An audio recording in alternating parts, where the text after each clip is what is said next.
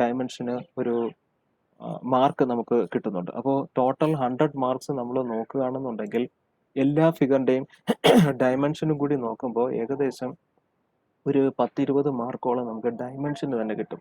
അതുകൊണ്ട് എല്ലാ ഫിഗറിൻ്റെയും ഡയമെൻഷനിങ് ഒരു ഇമ്പോർട്ടൻ്റ് ആയതുകൊണ്ട് തന്നെ ഡയമെൻഷൻ സിലബസിൽ ഡയമെൻഷൻ എന്ന് പ്രത്യേകിച്ച് പറയുന്നില്ലെങ്കിലും ഈ മെത്തേഡ് നാച്ചുറലായിട്ട് നമുക്ക് എന്ത് ചെയ്യുന്നു ഓരോ ഫിഗറിനകത്തുനിന്ന് അച്ചീവ് ചെയ്തെടുക്കാൻ പറ്റും. അപ്പോൾ ഒരു സെപ്പറേറ്റ് ക്വസ്റ്റ്യൻ അല്ലാണ്ട് എല്ലാ ക്വസ്റ്റ്യനകത്തും ഇൻക്ലൂഡഡ് ആയിട്ടുള്ള ഒരു പാർട്ടാണ് ഈ ഡയമെൻഷൻ.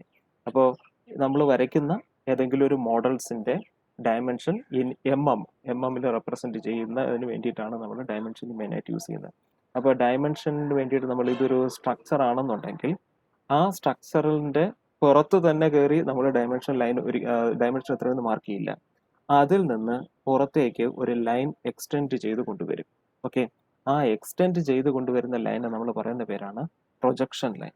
അപ്പോൾ ഈ ഫിഗറിൽ ഇതുപോലെയുള്ള ഒരു 2 പാർട്ടിൻ്റെ ഡയമെൻഷൻ മാർക്ക് ചെയ്യണമെങ്കിൽ ഇവിടെ നിന്നൊരു പ്രൊജക്ഷൻ ലൈൻ, ഇവിടെ നിന്നൊരു പ്രൊജക്ഷൻ ലൈൻ.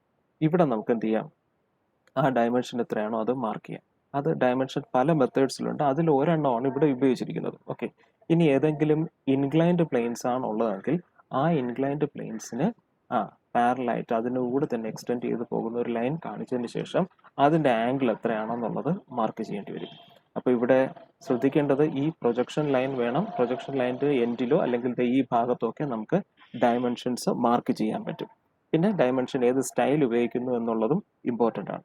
ഇനി ഈ പ്രൊജക്ഷൻ ലൈൻ വന്ന് അതിനുശേഷം ആ പ്രൊജക്ഷൻ ലൈനുകളുടെ 2 എൻഡുകൾ തമ്മിൽ മീറ്റ് ചെയ്യിക്കുന്ന അടുത്ത ലൈനാണ് ഡയമെൻഷൻ ലൈൻ. ഓക്കെ, അപ്പോൾ പ്രൊജക്ഷൻ ലൈൻ ഉണ്ട്, നെക്സ്റ്റ് ഡയമെൻഷൻ ലൈൻ.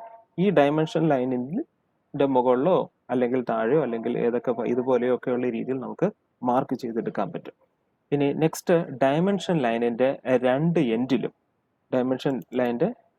എൻഡിലും നമുക്ക് ഇതുപോലെയുള്ള ആരോ ഹെഡുകൾ ഉണ്ടാകും. ഓക്കെ, ആ ആരോ ഹെഡുകൾ നമുക്ക് ഏതെല്ലാം രീതിയിൽ ഉപയോഗിക്കാമെന്ന് വെച്ച് കഴിഞ്ഞാൽ ഇതുപോലെയുള്ള ഒരുപാട് മെത്തേഡ്സ് നമുക്ക് അഡോപ്റ്റ് ചെയ്യാം.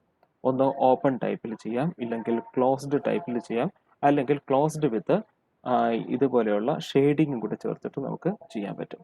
അപ്പോൾ ഇവിടെ ശ്രദ്ധിക്കേണ്ടത് ഈ ക്ലോസ്ഡ് ആണ് നമ്മൾ ഉപയോഗിക്കുന്നതെങ്കിൽ അതിൻ്റെ ഇവിടുത്തെ ഈ ക്ലോസ്ഡ് ഈ എൻഡ് എന്ന് പറയുന്നത് ഈ ടോട്ടൽ ലെങ്തിൻ്റെ 1/3 ഉണ്ടായിരിക്കണം. അപ്പോൾ ഒരു ഡയമെൻഷൻ മെത്തേഡ് അഡോപ്റ്റ് ചെയ്യുകയും അതിനകത്ത് ഉപയോഗിക്കുന്ന ഡയമെൻഷനിങ്ങിന് ഉപയോഗിക്കുന്ന ഈ ആരോ ഹെഡുകളെല്ലാം തന്നെയും ഒരു ഷീറ്റിനകത്ത് ഒരു ടൈപ്പിലുള്ളത് മാത്രം ഉപയോഗിക്കുക. എന്ന് വെച്ച് കഴിഞ്ഞാൽ ചില ഫിഗറിനകത്ത് ഓപ്പൺ, ചിലതിനകത്ത് ക്ലോസ്ഡ്, ചിലതിനകത്ത് ക്ലോസ്ഡ് വിത്ത് ഫിൽഡ്, അങ്ങനെയുള്ള ഹാച്ചിങ്ങും കൂടെ ഉള്ള രീതിയിൽ അങ്ങനെ ഉപയോഗിക്കാണ്ടിരിക്കുക.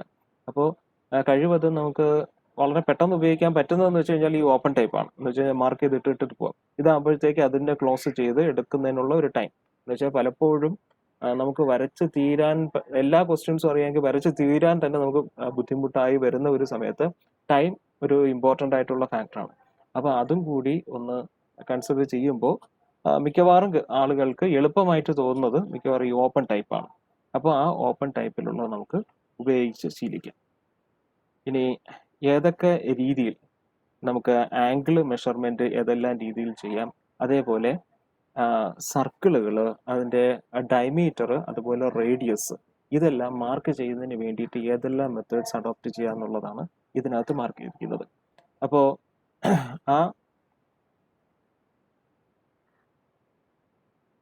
ഇതിനകത്ത് ഡയമീറ്റർ മാർക്ക് ചെയ്യാനുള്ള ചില മെത്തേഡ്സുകൾ കൊടുത്തിട്ടുണ്ട്. ഇതേപോലെ അതിൻ്റെ സെൻറ്ററിലൂടെ പാസ് ചെയ്യുന്ന ഒരു കണ്ടിന്യൂസ് ലൈൻ കൊടുക്കുക, അത് എക്സ്റ്റെൻഡ് ചെയ്തതിന് ശേഷം നമുക്ക് ഇതേപോലെ 5 എന്ന സിമ്പിളാണ് നമുക്ക് ഡയമീറ്ററിന് വേണ്ടിയിട്ട് മാർക്ക് ചെയ്യുന്നത്. അത് തന്നെ എക്സ്റ്റെൻഡ് ചെയ്തിട്ട് എന്ത് ചെയ്യാം, ഇതുപോലുള്ളൊരു സ്ട്രക്ചറും കൂടി ആക്കിയതിന് ശേഷം കൊടുക്കാം.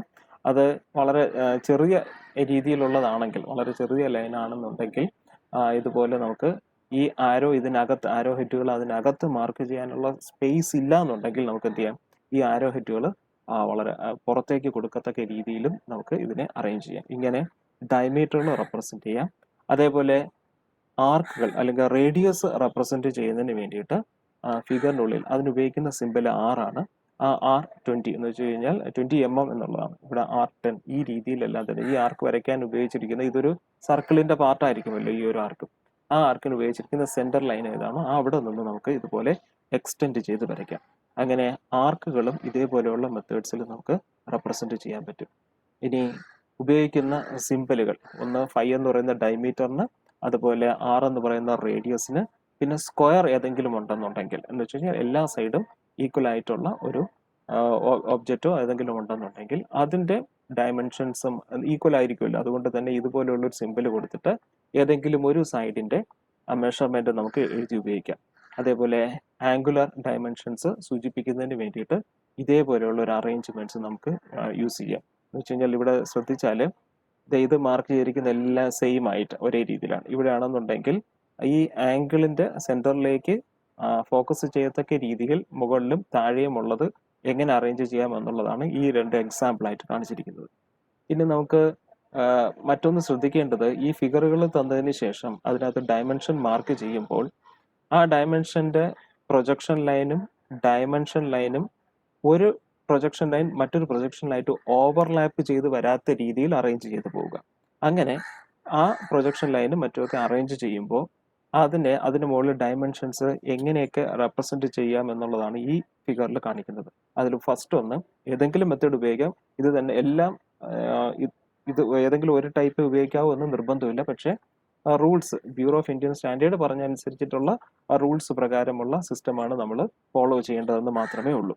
ഇത് ചെയിൻ ഡയമെൻഷൻ എന്ന് വെച്ച് കഴിഞ്ഞാൽ കണ്ടിന്യൂസ് ആയിട്ട് പ്രൊജക്ഷൻ ലൈൻസ് കൊണ്ടുവന്ന് ഒരു ഭാഗത്ത് മാത്രമായിട്ട് ഇങ്ങനെ റെപ്രസെൻറ്റ് ചെയ്ത് പോകും. അപ്പോൾ ശ്രദ്ധിക്കേണ്ടത്, ഇവിടെ ഈ ആരോ ലൈനും ഇതിനകത്ത് റെപ്രസെൻറ്റ് ചെയ്തിട്ട് അതിന് മുകളിൽ എഴുതിയിട്ടുണ്ട്. കൂടാതെ അവിടെ നമുക്ക് ആരോ ലൈൻ കൊടുക്കാതെ പുറത്ത് രണ്ട് ആരോ ഹെഡുകൾ നിലനിർത്തിയിട്ട് അകത്ത് ഡയമെൻഷൻ എഴുതാനുള്ള സ്പേസേ ഉണ്ടെങ്കിൽ അങ്ങനെ കൊടുക്കാം. അല്ലെന്നുണ്ടെങ്കിൽ ലൈൻ ചേർത്ത് വെച്ച് കൊടുക്കാം. ഇവിടെയൊക്കെ നോക്കിക്കഴിഞ്ഞാൽ ഈ കണ്ടിന്യൂസ് ആയിട്ട് ഉപയോഗിക്കുന്ന ആരോ ഹെഡുകളെല്ലാം ഒരൊറ്റ ടൈപ്പിലാണ്. ഇതിപ്പോൾ ക്ലോസ്ഡ് വിത്ത് ഹാച്ചാണ് ഉപയോഗിച്ചിരിക്കുന്നത്. ഇതിനകത്ത് ഓപ്പൺ ടൈപ്പ് വേണമെങ്കിൽ നമുക്ക് ഉപയോഗിക്കാം. ഇനി പാരലൽ ഡയമെൻഷനിങ് എന്ന് വെച്ച് കഴിഞ്ഞാൽ ഏറ്റവും അടുത്തടുത്തുള്ളതിന് ആദ്യം മാർക്ക് ചെയ്യുന്നു. ഇവിടെ ഈ 5 ആണ്. 5 ഇവിടെ എഴുതാൻ കാരണം ഈ 5നെ നമുക്ക് എക്സ്റ്റെൻഡ് ചെയ്ത് ഇവിടെ കൊണ്ടുവച്ചിട്ട് വേണമെങ്കിൽ നമുക്ക് അത് മാർക്ക് ചെയ്യുകയാണെന്നുണ്ടെങ്കിൽ അതൊരു നല്ല പ്രവണതയല്ല. എന്ന് വെച്ച് കഴിഞ്ഞാൽ അതുകൊണ്ട് ഏറ്റവും ഓവർലാപ്പിംഗ് വരാത്ത രീതിയിൽ എന്ത് ചെയ്തു? ഓവർലാപ്പിംഗ് വരാത്ത രീതിയിൽ 5 ആദ്യം നമ്മളിവിടെ റെപ്രസെൻറ്റ് ചെയ്തു. അപ്പോൾ ചില എക്സാമ്പിൾസ് നമുക്ക് അങ്ങനെയും ചോദിക്കാറുണ്ട്. ഇതുപോലെ ഇങ്ങനെ എക്സ്റ്റെൻഡ് ചെയ്ത് ഇവിടെ തന്നിട്ട് ഇവിടെ 5 എന്ന് മാർക്ക് ചെയ്തേക്കും. ഓക്കെ, അതെന്ന് വെച്ച് കഴിഞ്ഞാൽ ബാക്കിയുള്ള ഡയമെൻഷൻ ലൈനും പ്രൊജക്ഷൻ ലൈനും ഓവർകം ചെയ്തിട്ട് ഇത് അല്ലെങ്കിൽ അതിനുകൂടി മുകളിലൂടി പാസ് ചെയ്തിട്ട് പോകത്തക്ക രീതിയിലേക്ക് വരുന്നുണ്ട്. അപ്പോൾ ഇത് നമുക്ക് അലോ ചെയ്യാൻ പറ്റത്തില്ല. അപ്പോൾ 5, അതിനുശേഷം തൊട്ടടുത്ത ഡയമെൻഷൻ ആയിട്ടുള്ള 25,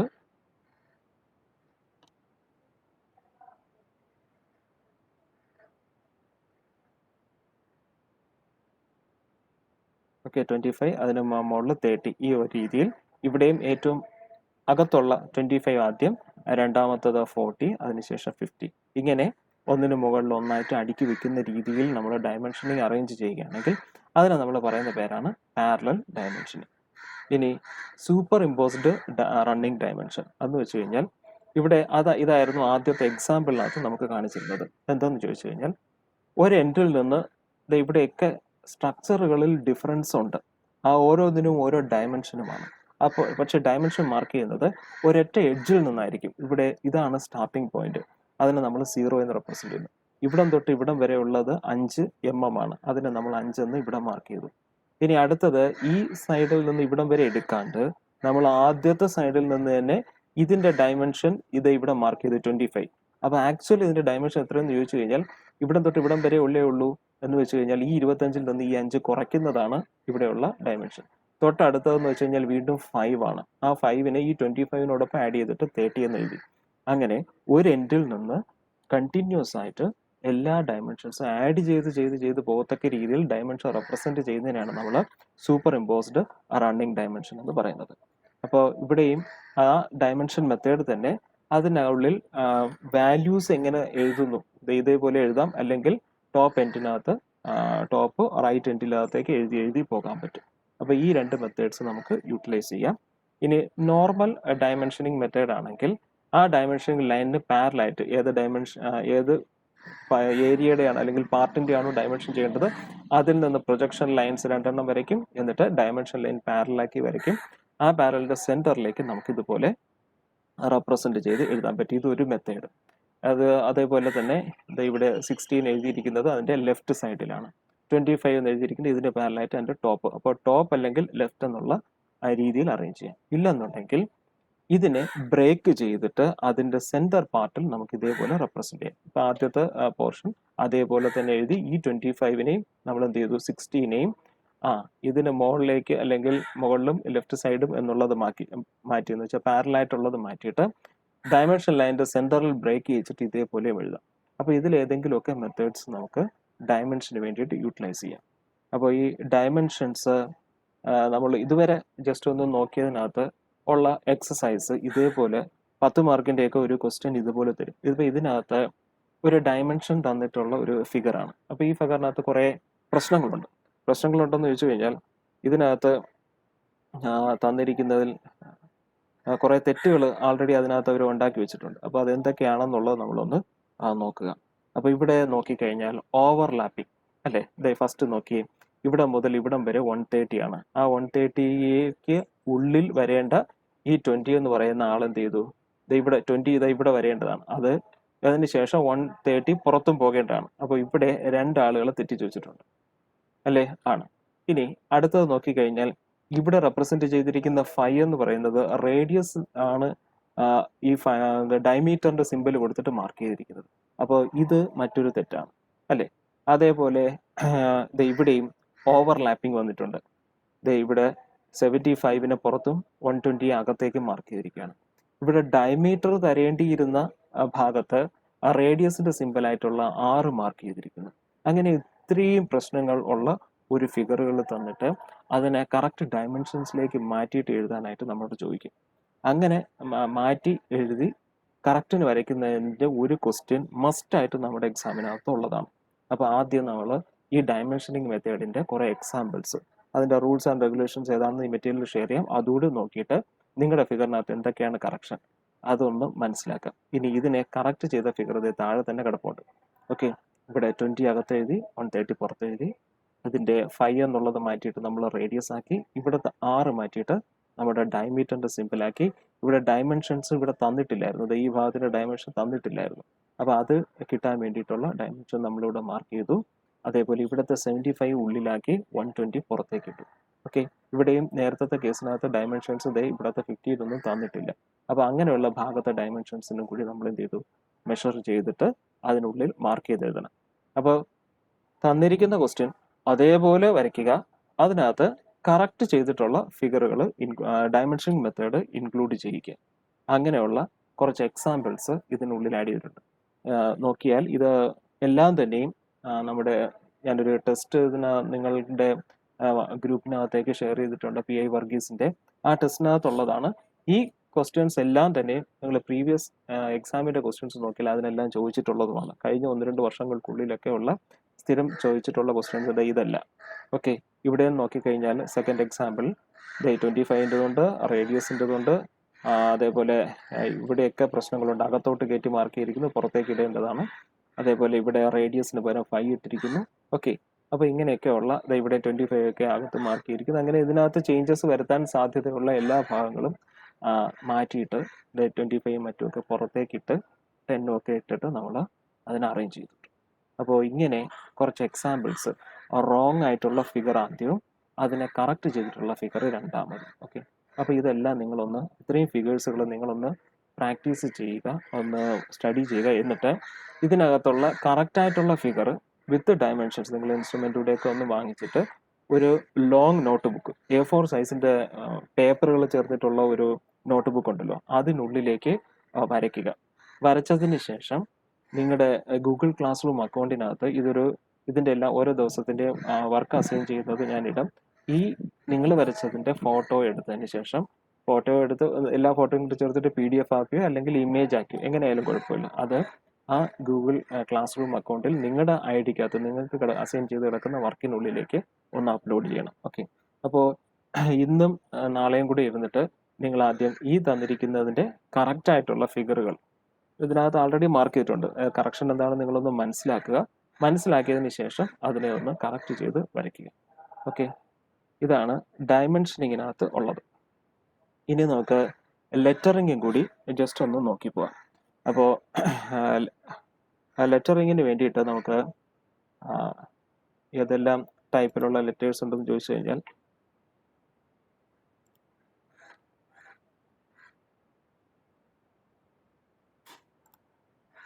ഓക്കെ, അപ്പോൾ നമുക്ക് ലെറ്ററിങ് 3 ടൈപ്പിലുള്ള ലെറ്റേഴ്സ് ആണ് ഉള്ളത്. അതിൽ ഫസ്റ്റ് ഉണ്ടെന്ന് വെച്ച് കഴിഞ്ഞാൽ ജനറൽ മെത്തേഡ്, ജനറൽ ലെറ്റേഴ്സ്. രണ്ടെന്ന് വെച്ച് കഴിഞ്ഞാൽ സ്ക്വയർ ലെറ്റേഴ്സ്, മൂന്നെന്ന് വെച്ച് കഴിഞ്ഞാൽ സ്പെഷ്യൽ ലെറ്റേഴ്സ്. ഇതിനകത്ത് ഒരു ലെറ്റർ നമ്മൾ റെപ്രസെന്റ് ചെയ്യുമ്പോൾ ആ ലെറ്ററിന് ഒരു എക്സാമ്പിൾ ചോദിക്കുകയാണെങ്കിൽ ഇതുപോലെ എം എന്ന് വരച്ചു. എം എന്ന് എടുത്തു കഴിഞ്ഞാൽ ഈ എമ്മിന് ഒരു ഹൈറ്റുമുണ്ട്, ഇതാണ് ഇതിന്റെ ഹൈറ്റ്. അതേപോലെ ഇതിനൊരു വിഡ്ത്തുമുണ്ട്. ഓക്കെ, അപ്പോൾ ഈ നമ്മൾക്ക് ഒരു ഹെഡിങ് എഴുതണം, അല്ലെങ്കിൽ വളരെ ചെറുതായിട്ടുള്ള ഒരു ലെറ്റർ. അപ്പോൾ അതിന്റെ സൈസ് എത്രയാണെന്ന് നോക്കുക. അതിനകത്ത് ഹൈറ്റും വിഡ്ത്തും ഈക്വൽ ആണെന്നുണ്ടെങ്കിൽ ഹൈറ്റും വിഡ്ത്തും ഈക്വൽ ആണെന്നുണ്ടെങ്കിൽ അങ്ങനെയുള്ള ലെറ്റേഴ്സിന് നമ്മൾ റെപ്രസെന്റ് ചെയ്യുന്ന പേരാണ് സ്ക്വയർ ലെറ്റർ.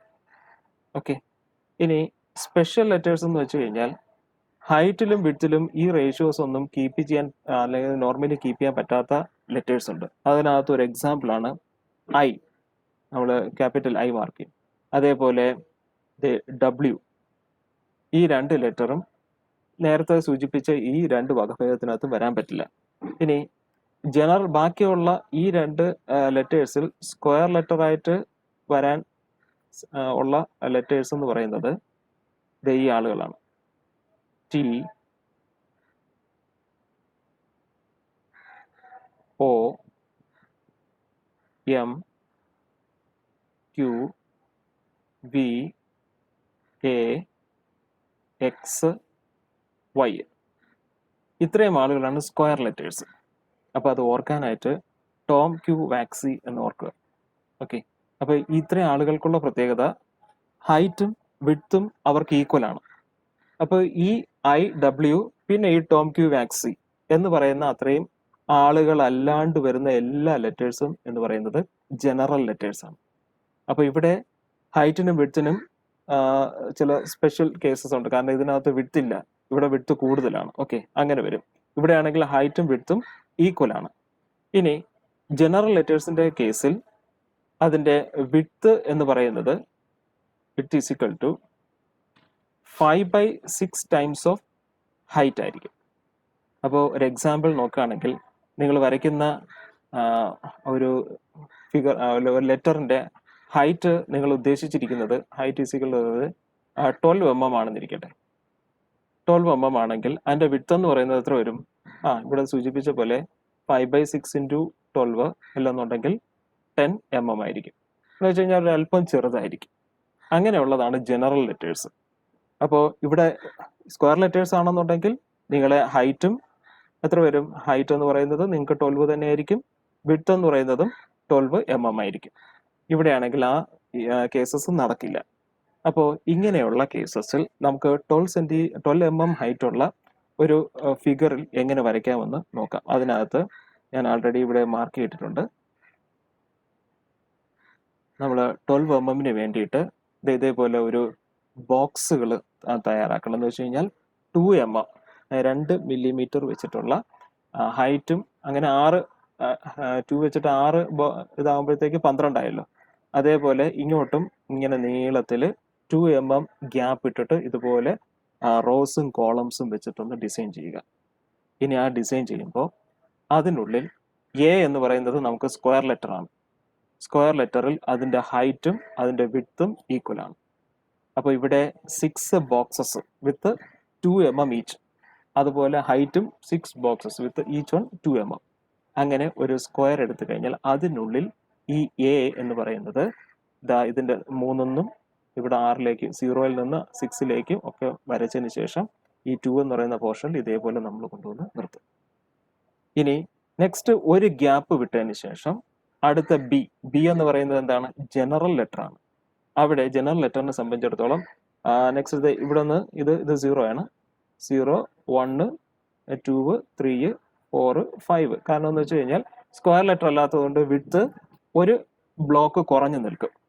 അവിടെ ബി എന്ന ലെറ്റർ വരയ്ക്കുന്നത് ഇങ്ങനെയാണ്. അതിന്റെ സെന്റർ വരെ എടുത്തു. അതിനുശേഷം ഇവിടെ നിന്ന് ഇവിടം വരെയുള്ള പോർഷൻസ് എടുക്കുന്നു.